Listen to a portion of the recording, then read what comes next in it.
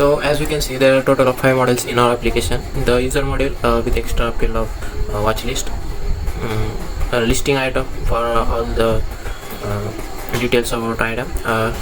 There is also different category model, so we can have that relationship with listing item. There is the model bid, which stores all data about each bid, and last model is comments, which stores all the information about the comment. Now we have already started the application here. Create listing. If user is signed in, they can click on this create listing button, and they will be provided the form, and they can fill all the information like title, description, starting bid amount, image URL, and new category option. If you fill the information here,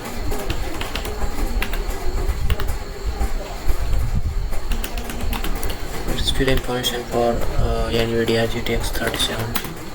I have already copied the image URL, and let us fill this category. You can also select multiple categories here, and for example, you can also add a new category. Let's add RTX, and click on add listing, and our listing is added. So now this is our active listing page. This is default page of our application. This page shows all current active listing. Also, each listing shows title, description, current price, photo, the time you created the listing, and who created the listing, and all the categories that listing have. If you click on this view button, we are taken to the listing page, and all the other information is shown here. The starting bidding price, all the categories like we saw previously, and there is also this button.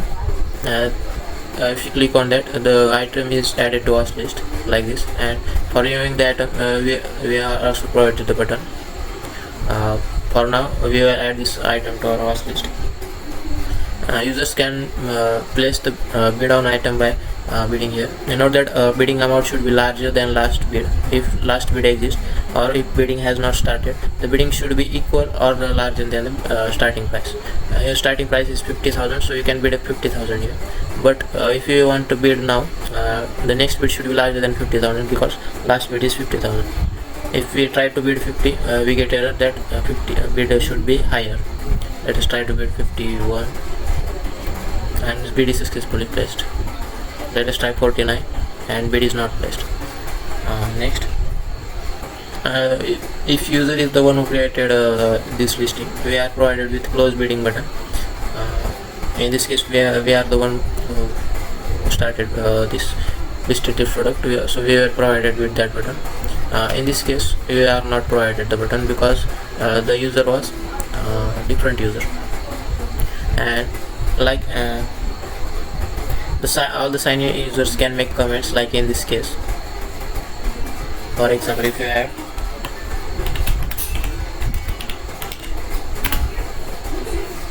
and our comments added. So watch list. So remember, we had added the new listing to our watch list. So you can click here, and the watch list will show all the listings. And now, if you try to go on and click on close bidding, the auction, it is showing that auction has been closed, and the winner of the auction is already shown. And now watch list. If you go on watch list, all the item on our watch list, if no matter they are active or non-active, they are all shown here. All 3 items are on our watch list, and you can go and click on view to view the item on our watch list. Categories. All the categories created until now are shown here, and you can create on each of the categories to view all the active listing in their criteria.